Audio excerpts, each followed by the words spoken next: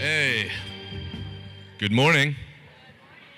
Oh, come on, guys, a little bit louder. I know you all had coffee. I saw you eating. All right, there we go. So, where's Eric Brown? He was right there. Oh, no. I hear you. There you go. You can always hear Eric Brown even if you can't see him. There he is. Okay.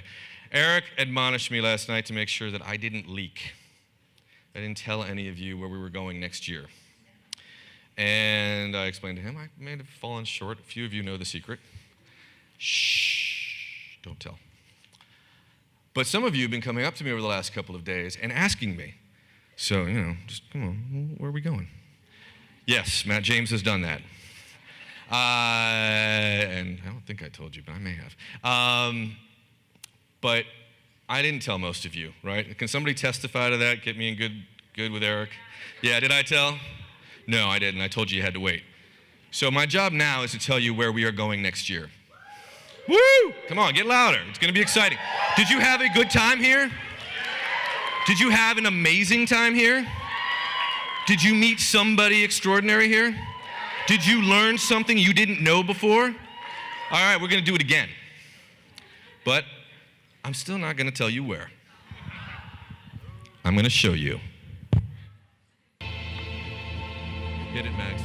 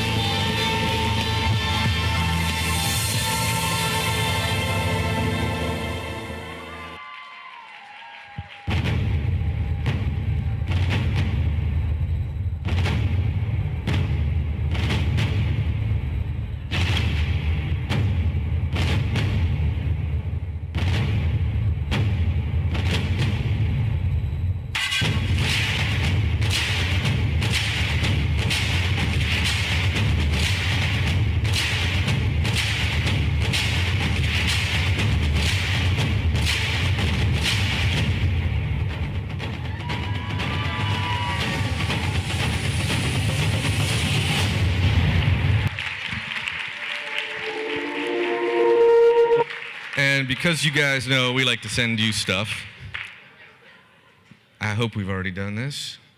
Look in your phone. And if it's not there, that it's your Wi-Fi, not me.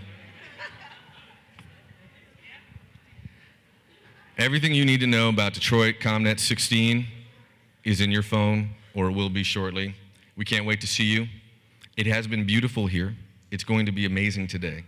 But I can tell you, if you trust your community to put on something extraordinary, because what's been most beautiful and most amazing is seeing all of you guys together. It doesn't matter where we do it. Frankly, we could just do it on a street corner and I don't want to run down a city, but someplace not so nice. It wouldn't matter. So we're doing it in Detroit, and Detroit is amazing. How many of you guys are going to be there? Who didn't clap? Because we're coming to get you. All right, guys. See you soon.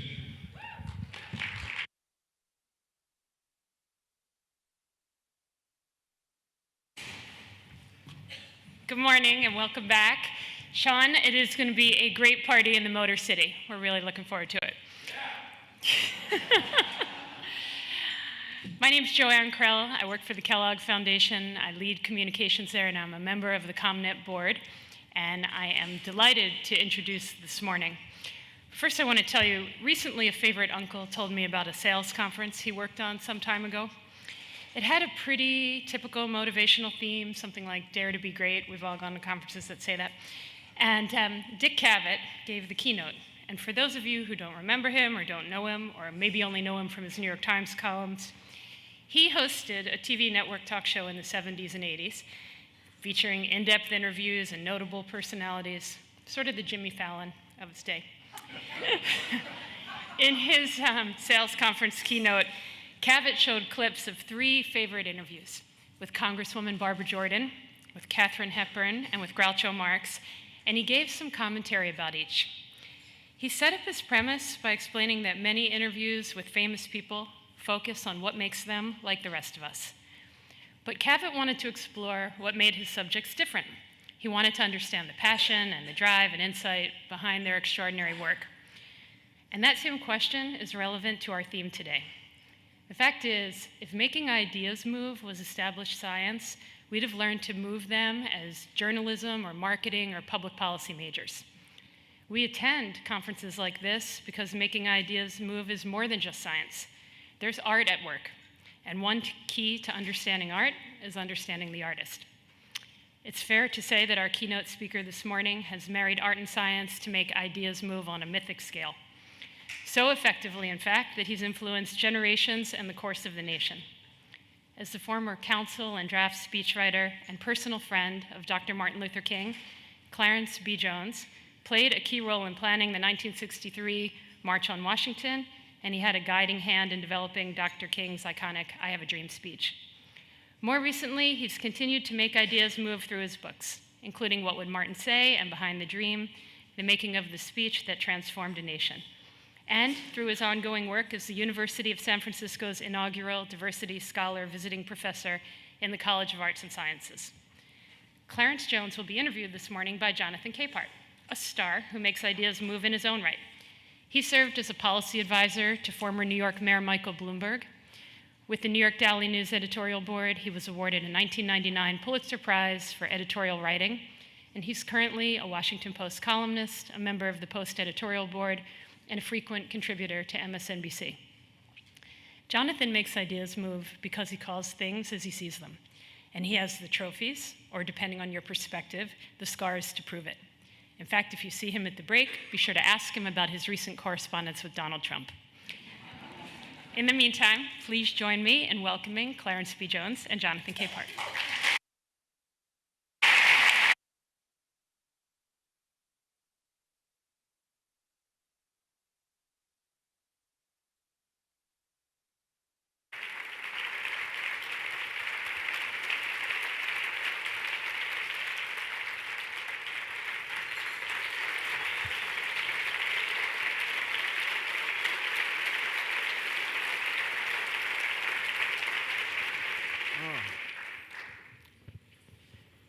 I'm so glad you gave Dr. Jones that standing ovation. It's for both of us. No, it's for you. I'm going to say something to you that you said to me earlier, just before you made me cry. Don't interrupt me. I first met Dr. Clarence Jones in New York City when I was on the Daily News editorial board in the 1990s. He was and is a handsome, elegant, unassuming man, unassuming in the best possible way. See, it wasn't until I was reading Parting the Waters, Taylor Branch's Pulitzer Prize-winning tome on the start of the civil rights movement right up until the March on Washington, that I learned who he was, who he is. In those pages, I learned that the man I'd gotten to know was integral to the planning of the 1963 March on Washington and the drafting of the I Have a Dream speech. The intense preparations for both caused Dr. King and his family to move into Dr. Jones's New York home a month before the event that changed the course of history. In those pages, I learned that the man I quietly admired was the person who smuggled Dr. Martin Luther King's letter from a Birmingham jail out of the prison earlier that year. It was Dr. Jones, lawyer, counselor, speechwriter to King, who walked out of Chase Bank in New York City with a suitcase stuffed with $100,000 in bail money to secure the release of Dr. King and as many other demonstrators as possible in Birmingham. A suitcase handed to him by Nelson and David Rockefeller in the bank's vault on Fifth Avenue. I saw Dr. Jones at Canaan Baptist Church in Harlem not long after reading those pages. And what I forgot to mention was I was reading Parting the Waters a couple of years after meeting Dr. Jones. I went up to Dr. Jones in Canaan Baptist Church, and I said to him, "You're that Clarence Jones?" I mean, I said this with a mix of awe and incredulity because I had to learn about him in a book. He didn't feel the need to tell me. The man to my right not only had a front row seat during one of the most consequential times in our nation's history, he was and remains an active player. Ladies and gentlemen, Dr. Clarence Jones. Thank you.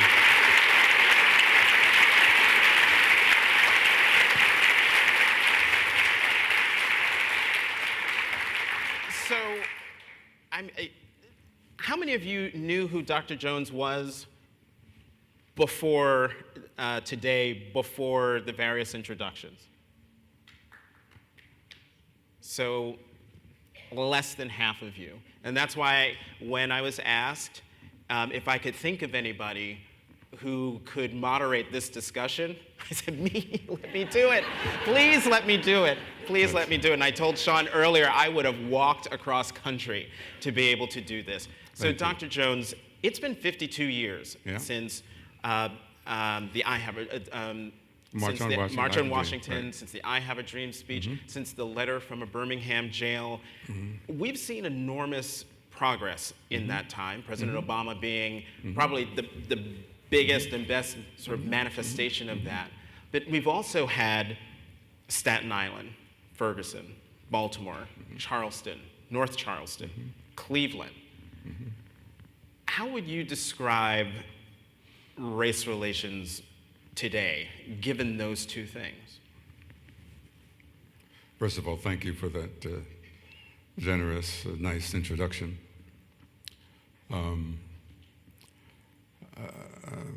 As a generic statement, before I directly respond to your question, we worked so hard 52 years ago in hopes that those today would not have to march.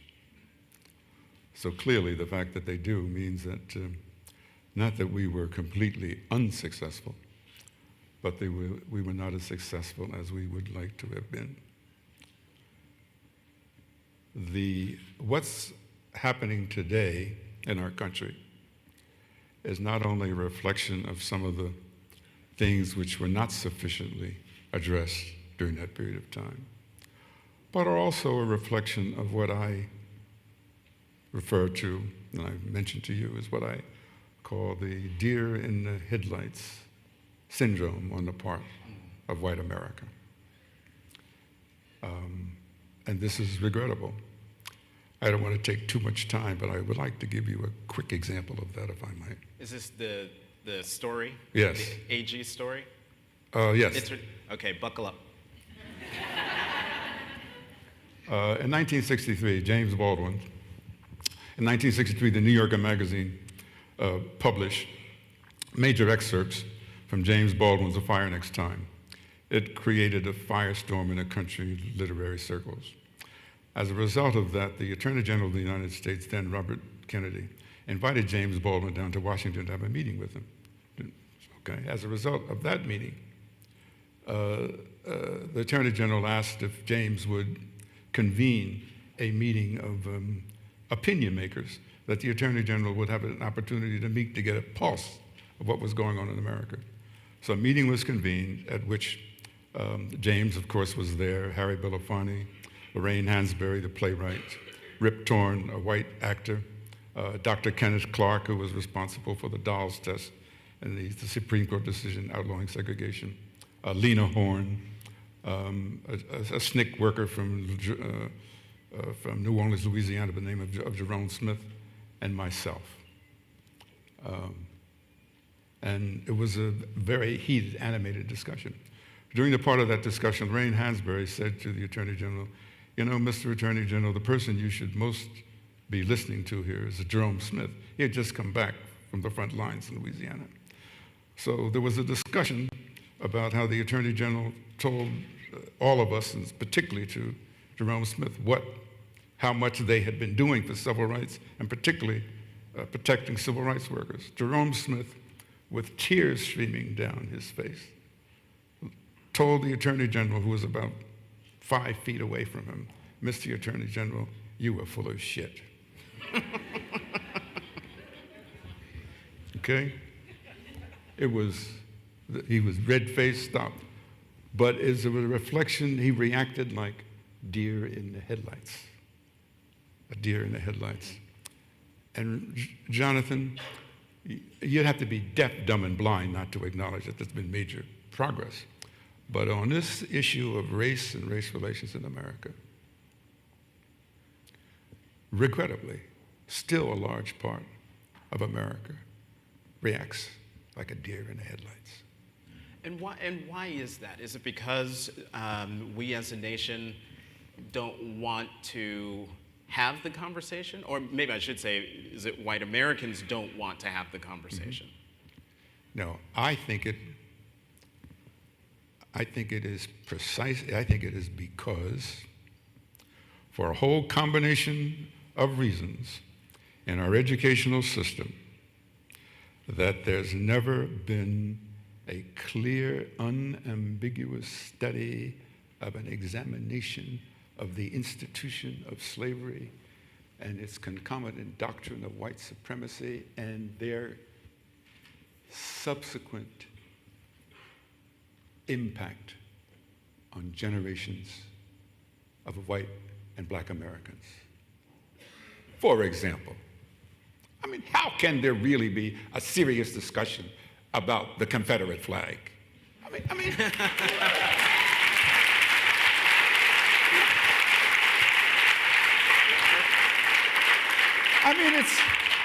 It doesn't compute. If you've studied and know anything about, we had a civil war. The Confederate flag was the emblem. It was the symbolic emblem of the Confederate States who prepared to go to war in order to ensure that the institution of slavery and its doctrine of white supremacy would remain a part of the United States. 600,000 people, Americans, lost their lives in the Civil War. And so I hear people say, but the Confederate flag is a symbol of the great sacrifice.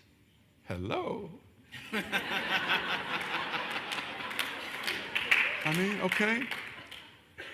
Slavery and the Confederate flag for which it symbolized was a major tarnished, stained institution on the history of this country. And the inability of ours to to deal with this is part of the problem we're facing today. Well, let me ask you this. This is something we were talking about before. There was a poll that came out a couple of months ago asking the American people what they thought of race relations. And in fact, the number has gone up, meaning more Americans feel that race relations are worse than they've ever been, specifically since the election of President Obama, as if electing the nation's first black president would erase race and racism. Right. But we'll leave that for that conversation for another day. And when I read the story, I took the glass half full view of this. I would agree with that. And that is, talking about race and racism is uncomfortable, it's messy, it makes people angry, it has all of these negative emotions. And so, to me, the rise in the number of people saying that race relations is worse is a positive thing, because if you know that it exists, you can't say that things are better, especially after Staten Island, Ferguson, Cleveland, Sandra Bland, the pool party in Texas, all of these things. Am I wrong in having this interpretation? Am I being short-sighted in having this interpretation? No, you're not wrong. You're not being short-sighted. It's a reality that is part of the media, part of our culture. That observation is very astute. It's one of the reasons, if I may. But by the way, let me just say that what we're talking about here today, Sean and the people who are running this organization, you've been very gracious in permitting me to sit in some of your meetings and so forth. So when I tell you that the issue of race in America is the most critical issue, I know who I'm talking to, by the way. Your foundation's here.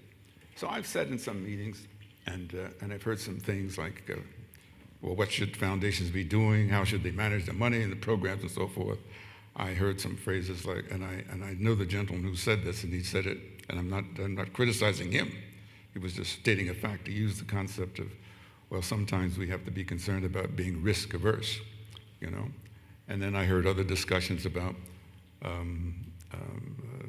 foundations of management should be prepared to stand up for your core values.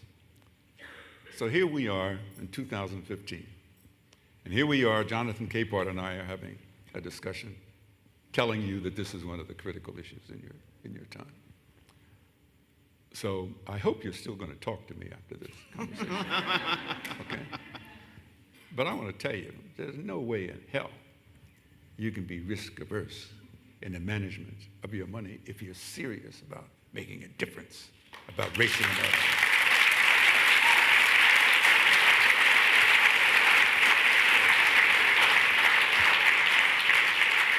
And you already know this because I heard in some of your discussions that if you're with a foundation, managing a foundation, or you're advising a foundation about their communications, you have to be concerned about the core values to which the foundation was founded. And there was a part of that discussion which says, well, you have to be prepared to act and stand up for your core values.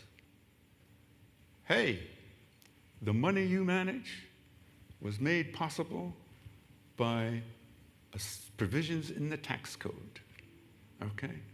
The money you manage, quite frankly, as I said, was to enable you to do things that will make a difference. And there is no issue in my opinion. Yes, there's climate change, so I don't want to sound like, I'm being stupid here, but, there are major issues of the environment. I was so impressed with, I think this young gentleman here was talking about the foundation of concerns about it, about the 5 states of water and so forth. I believe, I'm not saying, well, race is the only matter. That's not what I'm saying. Some of the issues you address are very critical. But I am saying that in terms of real time, of what's like the sword of Damocles hanging over our country today, we have got to address this issue of race in America. One of the goals of the I Have a Dream speech was to get the nation to see that its fellow citizens were not being treated equally, either morally or legally. Right. And so could you talk about the crafting of the I Have a Dream speech? Was the goal to persuade? Was the goal to cajole? Or was the goal to do both those things? Well, Dr. King and his family stayed in my home for almost 5 weeks before August 28th. And so I had a chance. There was essentially supposed to be a place for him to have a vacation. But in any event, prior to the March on Washington, immediately the week, 2 or 3 days, and the day before,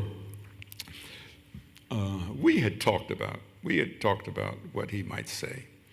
And he had made notes and I had made notes and so forth. But a couple of days before, in fact, the night before, at the Willard Hotel, he was upstairs drafting a speech. And I asked him to come down because there are a number of people who work close with him, like, God, I'm getting old now. Walter Fauntleroy, a labor leader from New York, and Ralph Abernathy, and the professor from Morgan State. And some of them offered advice and said, Martin, when these people come here tomorrow, they're coming here to hear you preach, And others said, no, Martin, they're not really coming here to preach. They really want to come for leadership and so forth. And so there was a lot of controversy back and forth. And during the meeting, I made some notes of their discussion. In the interest of time, I'm just going to say I made some notes. But anyway, the meeting ends. Because I knew some of the issues that he had been most concerned about, that I thought as a kind of help, assistance, not because Dr. King was, one of the most brilliant, extraordinary people. It's not that he couldn't write anything without Clarence Jones. Don't come away from thinking about that. That's not at all. But he had, a lot of things intended. So I drafted out on yellow sheets of paper what I thought he might consider using as the opening paragraphs of his speech. Consider using, if he liked it and so forth. But it was like a tool, which I wanted him to be able to know that whatever he's struggling with upstairs in writing, that as a safety net, he knew he had more about, I don't know how many paragraphs, but several paragraphs of opening the speech. Now, in those paragraphs, months earlier, I just had an experience at the Chase Manhattan Bank with Nelson Rockefeller. But what you didn't tell them is that, they gave me $100,000. But they also, as I was quickly run out of the bank to go down to Birmingham for the bail money, I said, hold on, Mr. Jones, you've got to go over and talk to that man over there. I said, what's your name? I said, my name, what's your middle initial? Clarence Benjamin Jones. So he's typing out something. I said, what's that? He says, that's a promissory note. I said, what kind of? He says, I'm a lawyer, so I know what the promissory note. It was a demand promissory note. For those of you who don't know the difference, promissory notes in general have a day certain. I promise to pay on or before such and such a date.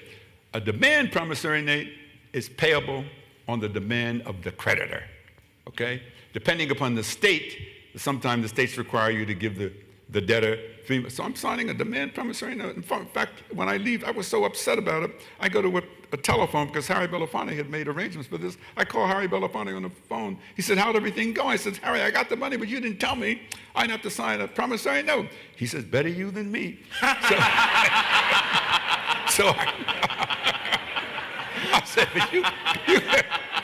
said, you got much more money than I have. Anyway, that reference to so in the grafting of the speech, I remembered that. And so in the paragraph, I said, when we're going to assemble here at the foot of the Lincoln Memorial, 100 years after the Emancipation Proclamation, we're like the American people are coming and say to the nation, you gave us a promissory note, but it was marked and a bad check. We gave us a check and was also returned for insufficient funds. So I said, I wrote, we refuse to believe that there are not sufficient funds in the vaults of justice to honor this note, okay? So I drafted all of that. So the next day, the actual March on Washington, I'm standing about 50 feet behind Dr. King, and I'm listening after he gives his perfunctory remarks, and he begins to speak. And I'm listening very carefully. I said, oh my God, he's actually using what I suggested.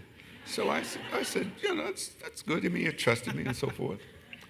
And so, to make a long story short, the first 7 paragraphs of the I Have a Dream speech, for reasons, he didn't change a sentence, didn't change a period, sentence, anything, exactly as I crafted.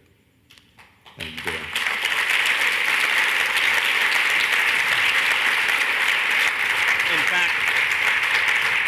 in fact, Dr. Jones, I mean, if there are things that people remember about the I Have a Dream speech, it's the front portion, right, the promissory note right, vision, and then it's the end portion, right, the I Have a Dream portion. Right. And if you read the news reports from the time, the speech in the middle was sort of criticized as being sort of slow and perfunctory and technical. And then I believe it was Mahalia Jackson who yelled out to Dr. King, tell him about the dream, Martin. Yeah, most people don't know, so I mean, maybe you know, so I'm telling you, that most people don't know that what you see on television, the speech, the so-called, we celebrate the I Have a Dream speech, that was all extemporaneous. That was all off script. And what happened is that after he got finished reading the which I had written in some other paragraphs that he added, Mahalia Jackson, Sidney, who had sang for the march earlier, interrupted him and said, "Tell him about the dream, Martin. Tell him about the dream." And so I'm watching him because I'm standing behind him, and I see him. He sort of looks into Mahalia's direction, but when she yelled to him, he took the written text, he moved it to the left side of the lectern, and he grabbed the lectern and looked out on all those people. I'm standing behind him now. And I said to someone who was standing next to me, I don't know who it was, what color they were, male or female, but I said, these people out there, they don't know it, but they're about ready to go to church. and so the rest of the speech was, now, Martin, let me tell you something. Martin Luther King, awesome, man. In terms of today's technology, Dr. King could mentally, as he's speaking, he could mentally cut and paste in real time. Okay? So as he's speaking, and if you knew the speeches, as he's speaking, he would insert material from other speeches that he gave at other times, but it would be done so seamlessly. So he had used the I Have a Dream speech June 21st in Detroit, Michigan, where there was a demonstration of 100,000 people. He had used that speech in Cobalt Hall, but it didn't get any kind of reaction like it got there because it was the context in which he had used it. I mean, come on. Just sit here and listen. So, given what you said about Dr. King and technology, it's a great segue into my final question before we throw it out to Q&A. And I want to tell you there are going to be 2 roving mics, and I will try my best to see you. Raise your hand, and when you get the mic, and wait for the mic, just say who you are, where you're from briefly, and then ask your question briefly. So the civil rights movement, the I Have a Dream speech, they both have been sort of the template that other subsequent movements have used. Those two are the model, but times have dramatically changed. I mean, especially with social media. So I'm wondering, I would love to have your perspective on how today's advocates, the folks in this room, can connect with the larger public to achieve their goals. And specifically, are there fundamentals that must be observed and nurtured no matter how much things change? I mean, we've got Twitter, Facebook, Snapchat, all these other things that allow people, probably right now, live tweeting what we're saying, whereas back in 1963, it might take a few days for what happened here to get out to the larger public. But that being said, are there still things that must be done no matter how fast technology changes? The current Black Lives Matter movement, for example, a reflection of the police thing and so forth. The various movements which are occurring today, particularly insofar as they presumably want to make a material change in race relations and conditions in America, unless a constituent part of that movement consists of voter registration and voting, with all due respect. Doesn't matter how many placards you have, doesn't matter what placards you have, but you're carrying. If you're carrying a placard as part of the Black Lives Matter movement and you're not registered to vote and you haven't voted, well, that's a contradiction in my terms, in my way. That's a contradiction. Because why do I say that?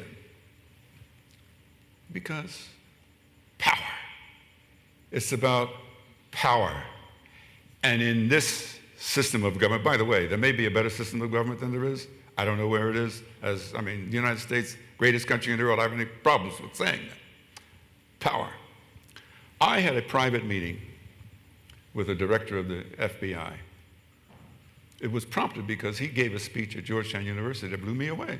So I picked up the phone and called him. Lo and behold. James Comey's speech. What? James Comey. Comey's speech. Yeah. So he called me back, and as a result of that, I came down to Washington. I had a private meeting with him. And we talked about the Black Lives Matter movement and so forth. And at the end of the day, I said, yes, we have to deal with this question of the persistent doctrine of white supremacy among our law enforcement, everybody.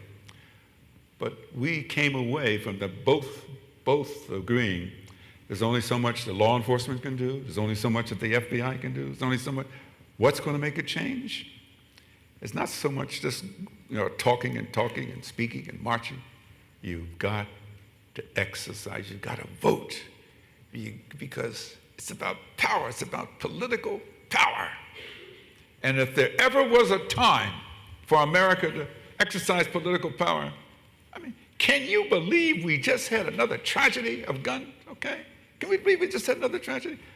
I mean, how long are we going to sit and permit this kind of thing to happen without the Congress of the United States addressing it? And the Congress of the United States...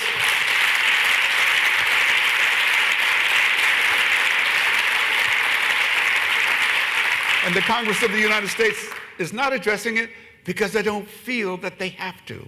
And they don't feel that they have to because they're not getting the heat. They're not getting the pressure from people who have the power to make them vote. So, very important that we vote, my brother. One more question before we go to the Q&A. One of the things about the Black Lives Matter movement is that they're very proud of being from the people, grassroots, sort of in a way like the Tea Party. They don't want any recognized leader. Is that a mistake? Should there be a recognized leader of the Black Lives Movement and some visible structure? Well, let me just say this. It may not, and I'm thinking about it, it may not be a mistake for 2015. The fact that it was important to have, quote, a leader 52 years ago may not be the same kind of paradigm today. So I'm less concerned about whether there is a recognized leader. I'm not so concerned about that as I am about, to the extent that they have some kind of collective, we're all going to act together, kind of syndrome, kind of mantra, that's okay. I repeat, at the risk of being repetitive, leader or no leader, unless they focus on registering and voting, it sounds very critical, but I have to speak. Hey, when you get to be 85, you can almost say anything you want. You know? I have to say, with all, and I mean, I have great, they're like, I have 5 adult children. I mean, I look at the Black Lives Matter young adults. I said to some of them, we marched in hopes that you wouldn't have to march. So I don't want those people who might hear this or something, that I'm trying to preach to you. No, I respect what you're doing. I have admiration and affection for what you're doing. But I am offering some advice that is very pragmatic, that I don't believe can be ignored. Movements that do not focus on the acquisition of power are movements only. You have to make a difference. You have to get the levers of power to make a change. And in our system of government, it's registering to vote and voting. I've preached enough, I guess, so I'm sorry.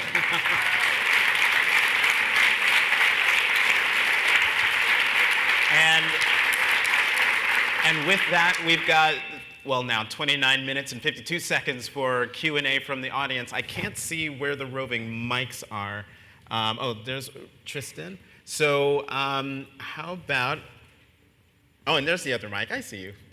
Great. So there's a question here, right here in the front row. But did I see a hand up over there? Yes. So Tristan, can you start with the woman here, and then we'll come here.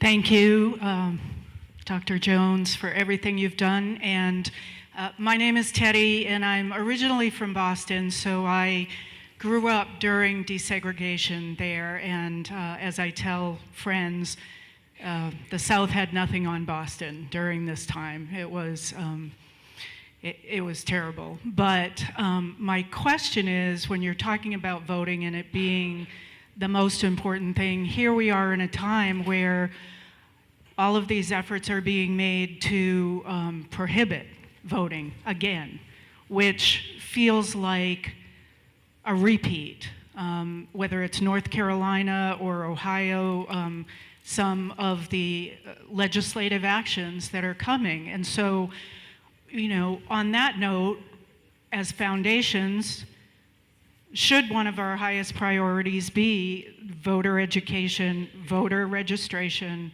and trying to counteract some of the voting prohibitions that are coming around? Yeah. What's your answer? Let me just say, in the 1960s, all of your foundations collectively, you have a precedent, was something called the Field Foundation.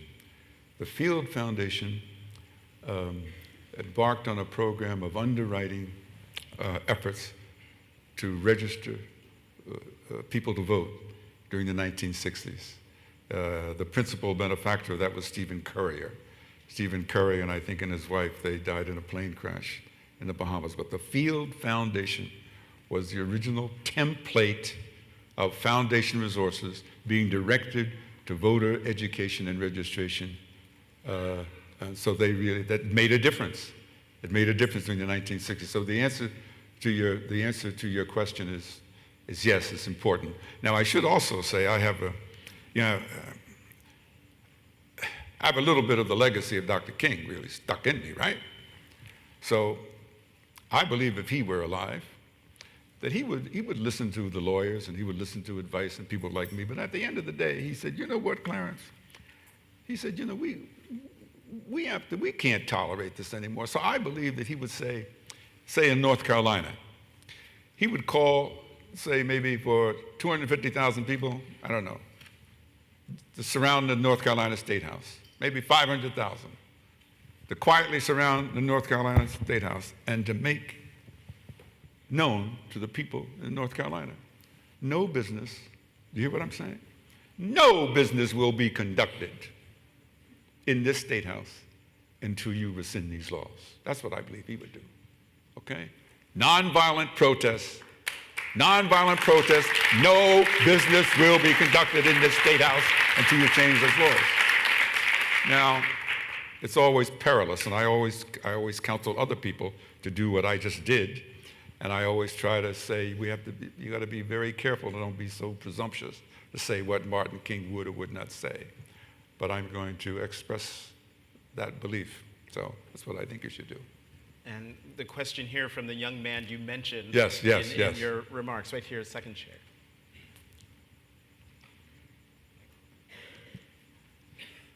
My name is Lamont Guillory, the Communications Director for the Lohr Foundation. My question is regarding the Black Lives Matter movement. And I'm curious, how do we transition to All Lives Matter? My wife, I'm in an interracial marriage. My wife is white, my kids are biracial, and there's a significant movement, and it's very important that Black Lives Matter, but when I'm having that conversation with my kids or people that are not black, how do we transition that movement to, say, All Lives Matter? Could you please give some feedback on that? Thank you for that question. I will offer, before I give my answer, Senator Elizabeth Warren last week, maybe earlier this week, I don't remember, last week, gave an extraordinary speech at the Kennedy Center in Boston in which she dealt exactly with this issue. So I recommend that you go online and read the text of that. But in direct response to your question, I believe that the Black Lives Matter movement at this time and place is not intended to say that white lives don't matter.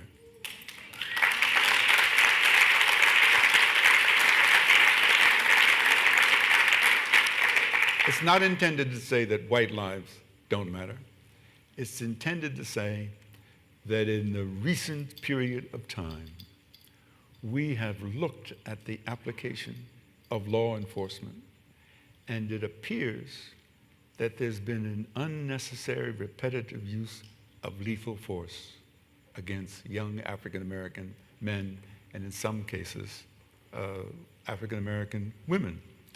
So to elevate the importance of that circumstance, these young people want to remind America that Black lives matter.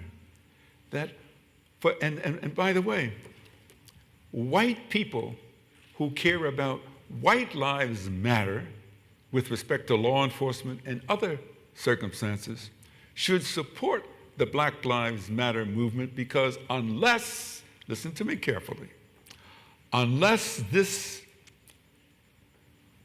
unmistakably racist application of laws against young Black men is stopped immediately, guess what? White lives won't matter.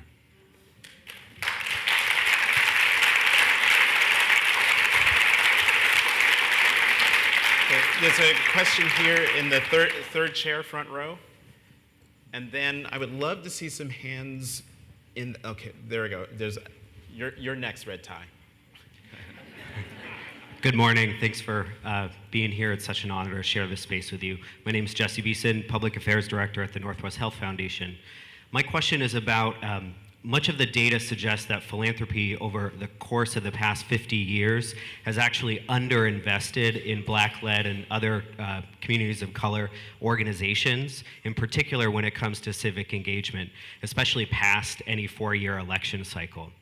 Do you think that philanthropy has a responsibility to resource those organizations almost in a course correction about what they haven't been doing over the past years? Or do you think that Black-led organizations or other organizations of color have to take it on their own and develop their own resources in order to tackle the issue that you addressed, which was the acquisition of power? Thank you. Well, first of all, as I said earlier in my remarks, I cannot think of any more critical issue today. I referred to the deer in the headlights syndrome with respect to race in America.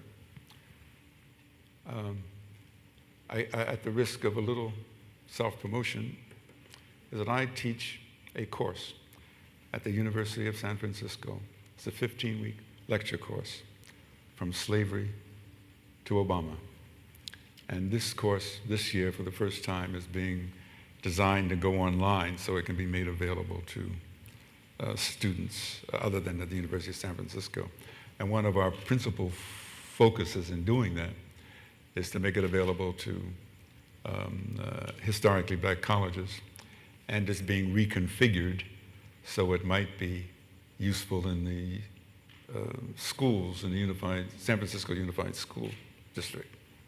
So those of you who were foolish enough to give me your cards, you are going to hear from me.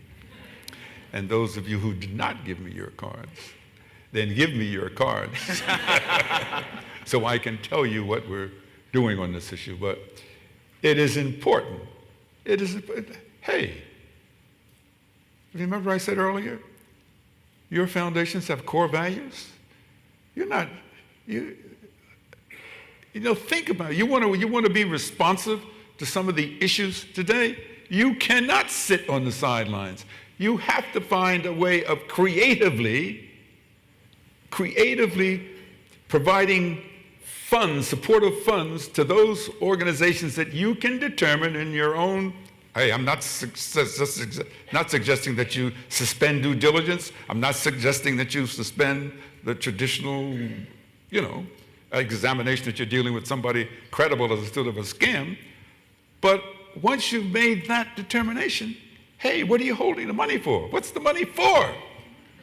Okay? Of course you need to apply these funds to enable what you've just suggested we do. Of course you must do that. After you provide funds to the University of San Francisco. Okay, red tie, you're up. Do we have volume? Okay, thank you. Well, first of all, thank you for being here. I've learned a lot, and it's opened up an area for me to continue to explore.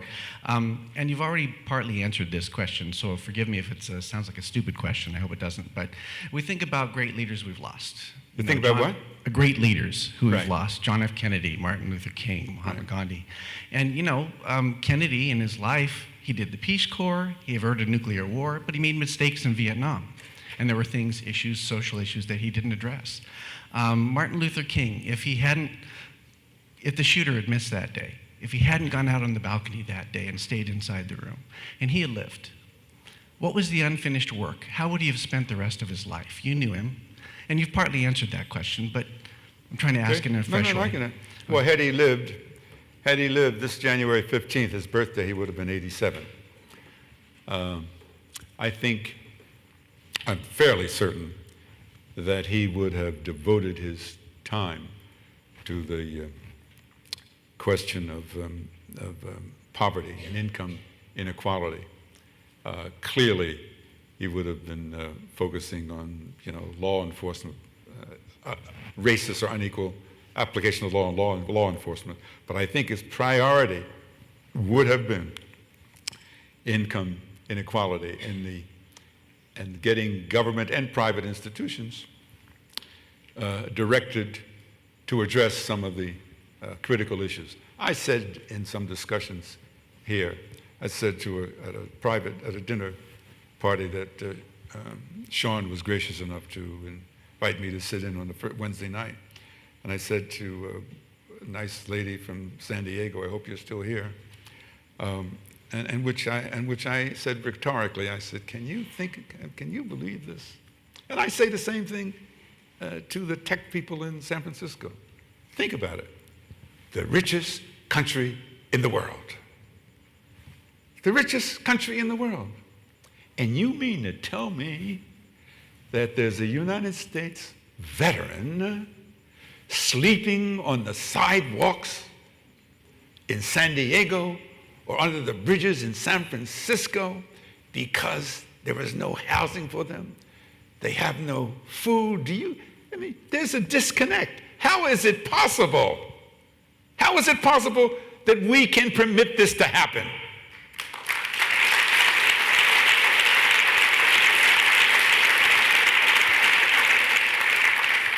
So you foundations with your, government can do such and such, but you foundations which collectively, by the way, last year, 2015, foundations meaning corporations, charitable, $358 billion.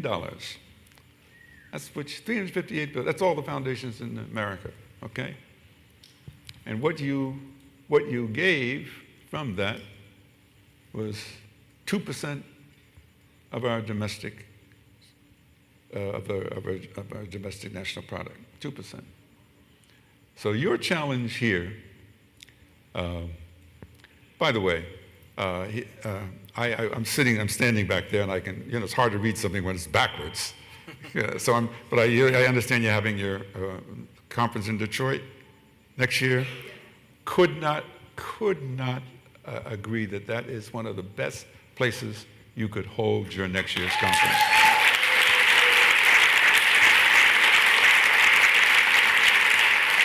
Because you know as well as I do, you're either part of the problem or part of the solution, okay? And holding your conference in Detroit next year indicates to me that you want to be part of the solution. So I want to commend you on that. Young lady back there, the question, and then we'll come. Hi, my name is Chloe Looker. I work with Environmental Defense Fund, and I just want to say thank you for speaking with us today. It's extremely inspiring to hear you.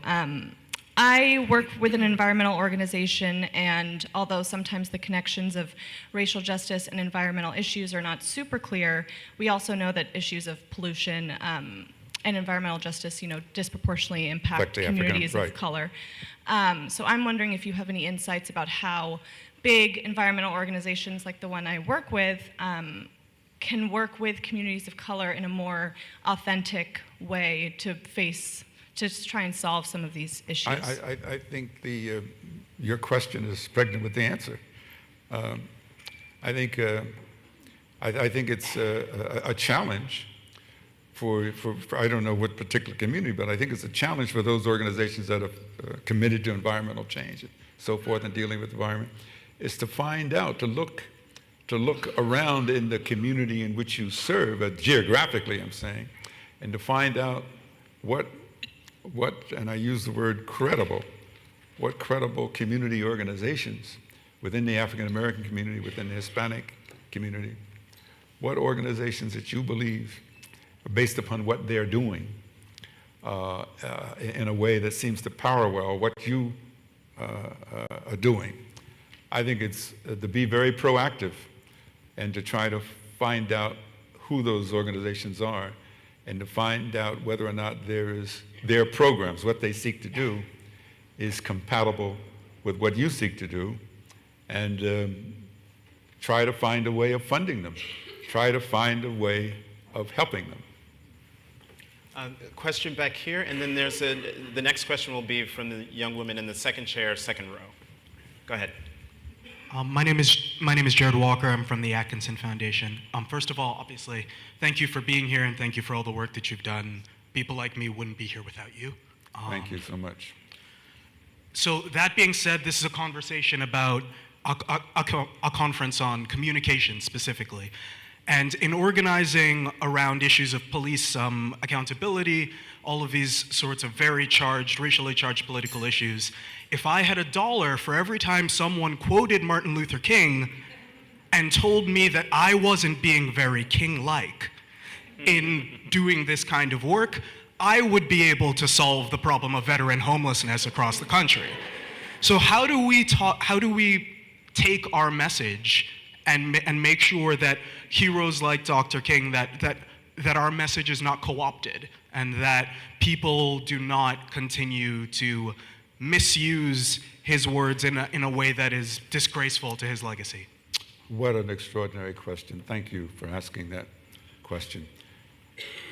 I think it is a challenge. I've also met people. I know that some of you are direct managers of foundation assets, and many or most of you also dealing with the communication with the outside world about what your foundations do. That's what you just said is really maybe the jugular vein. Is that how does a foundation, let's assume that a foundation and its board and its operating management, that you don't have to convince them that their assets should be employed to do, so they're really, as they say, down with the program. You don't have to convince them. But what you may have to convince them and to show them is how they can effectively communicate their message of how they best want to do something. And this is really a real challenge. There was Sean, I can't remember, at dinner on Wednesday night, George, the fellow, Lakoff. Okay, well, you have to, Professor Lakoff, specialize in this whole issue of how you communicate. I teach a course in the graduate school of the University of San Francisco called From the Art of Advocacy Speechwriting. There is a challenge. There is a challenge to avoid you not being taken by charlatans, and to enable you to feel very comfortable that where appropriate, yes, you can quote Martin Luther King Jr. or anyone else, where appropriate to make the point that you want to make. I guess I'm giving you a non-answer by simply saying,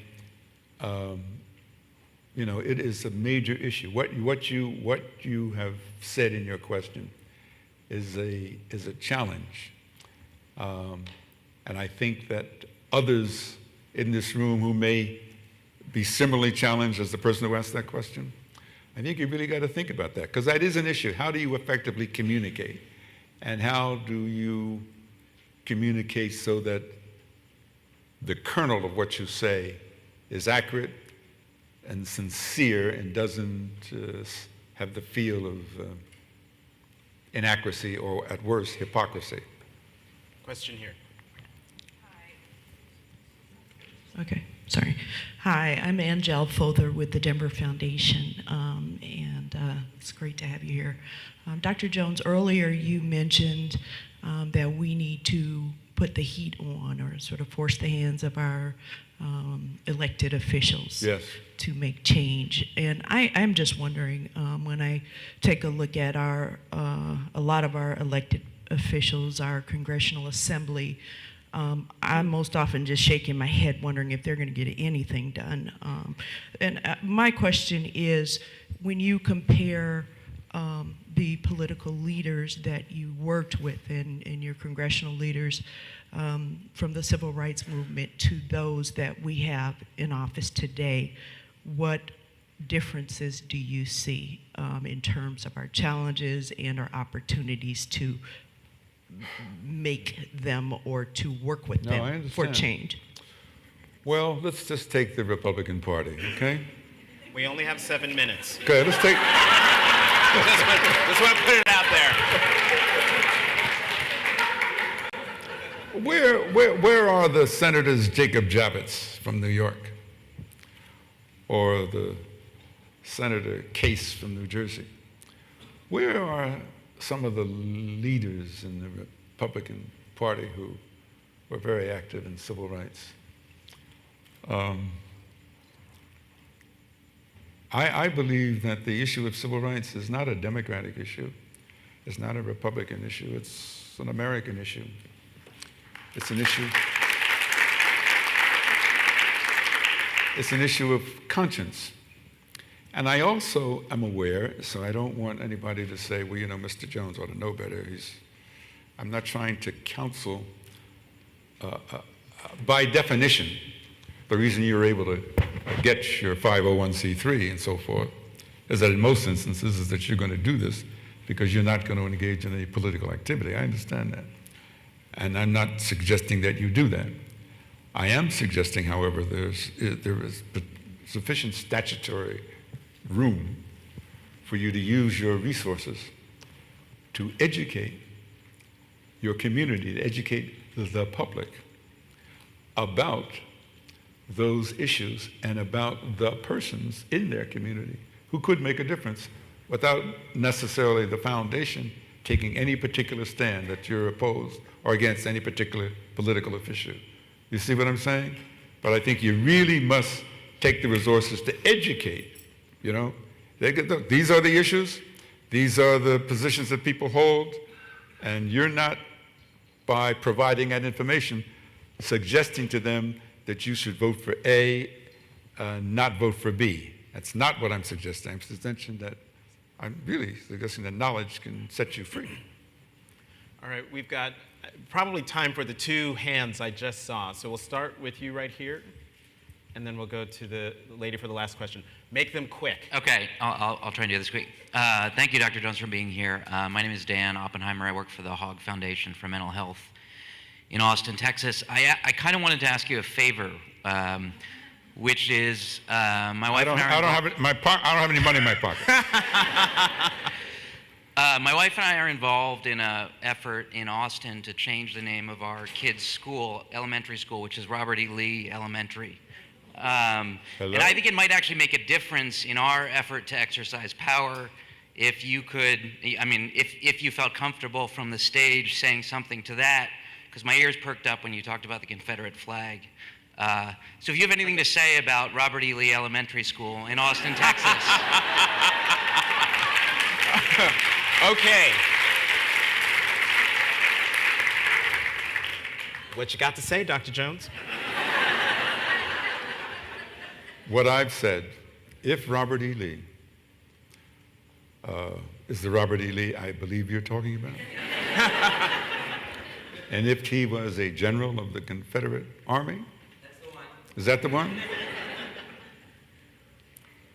Well, I think that school and its trustees, they need to have a come to Jesus moment because they know There's no question about it. They know what Robert E. Lee and the Confederate flag stands for, and how dare a public school or any school bear the symbol of this flag, which was the flag of the institution of slavery. That's what it was about.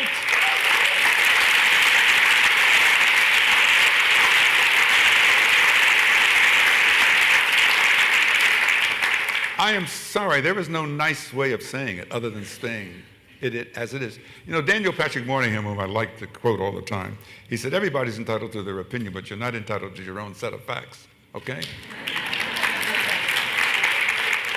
What I have just said about the Confederate flag and slavery is not my opinion only, but it's based on a set of demonstrable, empirical, historical facts. The flag of the Confederacy was the flag of the institution of slavery and the doctrine of white supremacy, period. And how dare someone want to defend the flying of that flag, aside from desecrating the 600,000 people who lost their lives. I mean, please, there is some element of decency and morality, all right? I know why this flag in South Carolina was taken down, because the people in South Carolina, in Charleston, and that state, they were overwhelmed by something they never thought they'd ever have to deal with, and that is the sense of forgiveness and grace on the part of the survivors of the victims, okay? In the face of the most horrific form of massacre, the black people in the church said, we forgive you. Not all, now some people in the church said, we don't forgive you. But the fact of the matter is, it was so clear. It was so clear that anybody who does an act like that in the name of or in commemoration of the Confederate flag is saying they want to bring back or they want to celebrate the institution of slavery and white supremacy. And hello, that war was fought and lost. Okay? I mean, this is 2015. Get over it.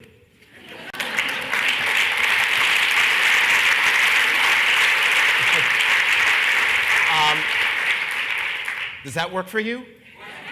Okay. Final question. Dr. Jones, it's an honor to hear your thoughts this morning. Good morning. My name is Grace Maceda. I'm Marketing Communications Director for Helios Education Foundation. But what's the name of the foundation? Helios Education Foundation. My kind of foundation. God of the Sun. Okay. While we Are you going to give me your card before you leave? Okay. Count on it. While we have visually integrated schools, there is a significant achievement gap between minority students and their non-minority peers. This is perpetual. It cuts across geography. I'd like to hear your thoughts on how do we address that challenge? Because without equal education, a foundation which propels our students, white, black, gay, straight, wherever you come from, we are not equipping our future leaders, our society, and our country to move forward. I'd love your thoughts on that. Your question is pregnant. Seconds. Yeah, again, your question is pregnant with the answer. You've answered your own question in the question. No, really. I'm sure you will give the answer in a much more. Well, what I'm simply saying is that clearly, the way you have described the issue requires the most aggressive, active application of resources to try to address that in your community and other communities. You've described accurately, objectively, an issue and a problem. So the question is, how do you effectively apply the resources to address it? So we're out of time, but in closing, in talking about the humility of Dr. Jones, so in 2008, Dr. Jones wrote this book, What Would Martin Say? And I didn't read it until August, when I went on vacation and I was looking for something to read. on my vacation. And this is before this even came up. And so I pulled it off the shelf. And I was like, oh yeah, Dr. Jones. And I opened it up, and I had forgotten that you had written an inscription to me. And it says, "Dear Jonathan, you may remember me as an investment banking consultant. I watch and admire you often on TV. Hope you take the time to read my book." This is the first of 2 books. The other one is on the writing of the I Have a Dream speech. Working on second now. Best wishes, Clarence Jones. When I pulled this off, and I remember getting the book, and remember, "You may remember me." What do you mean, you may remember me? Of course I remember you. And that speaks to what I was talking about before, the humility of this great man who has done and continues to do so many terrific things. A man who, without the work he did 52 years ago, I certainly wouldn't be sitting here. We certainly would not be sitting in the same room together. And so for that, Dr. Clarence B. Jones, thank you. Thank you very much. Thank you.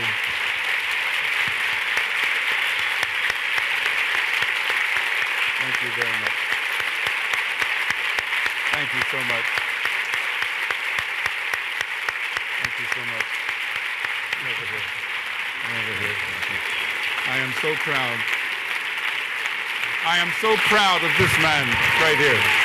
So proud of him.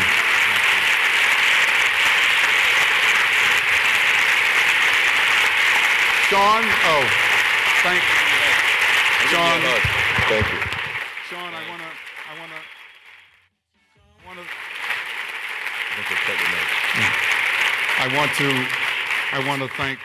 I want to thank Sean and the directors of the Communication Network in inviting me here to give me an opportunity to speak to all of you today.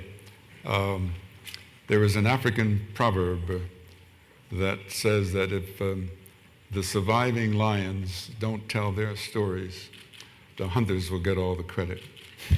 And so I'm grateful that as a surviving lion, you've given me an opportunity to speak about one of the extraordinary members of our pride, for example, Dr. Martin Luther King, Jr. And so I thank you from the bottom of my heart for inviting me. And even if I'm not officially invited, I probably, if you let me know, I'm going to come to your... Oh, you're invited. Okay? You're invited. In Detroit, okay? Because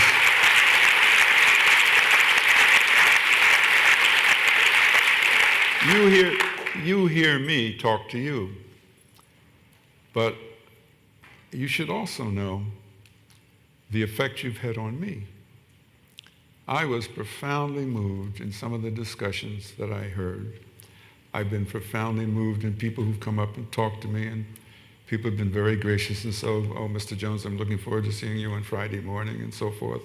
And I look at that person and I say, "Geez, it must be about 30 years old or 35. They don't know who I am," and so forth. But anyway, I want to personally thank you. I shared with Jonathan, the President of the United States had me into the Oval Office and took a picture on February 4th, and next to the bust of Dr. Martin Luther King, Jr. And there were several people in the room. Then he invited other people in the room, and he said to the people, he says, "You know why I've invited Dr. Jones here today?" He said, "Without John Lewis, C.T. Vivian, mentioned a whole lot of other people, I wouldn't be in this Oval Office." And so that meant a great deal to me. So it means a great deal to me that you invited me here today. Thank you. Thank you for coming.